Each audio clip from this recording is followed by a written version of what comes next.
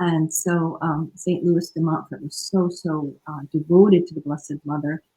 In fact, he helped St. John Paul II, who had a little trouble one time. He doubted, whether or not he was putting too much focus on the Blessed Mother, and was he taking something away from Jesus? And then he read St. Louis de Montfort's writings and realized, no, this is only going to make everything better, to put it simply. So that allayed his fears, St. John Paul II. But St. Louis de Montfort made up this 33-day preparation, and it's very famous. People have used it for so long, and they renew their consecration.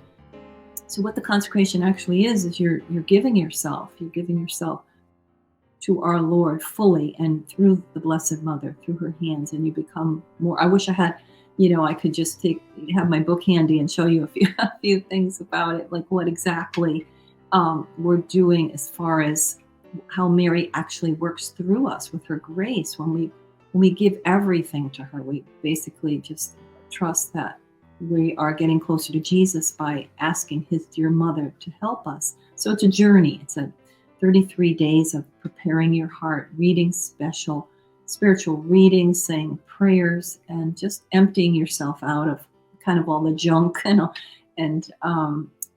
just letting our Lord purify us, in a sense, during that journey to make a consecration. And you actually sign your name on a piece of paper or in the book to really formally consecrate yourself. And beautiful things happen with this consecration. We come so close to our Lord and Our Lady.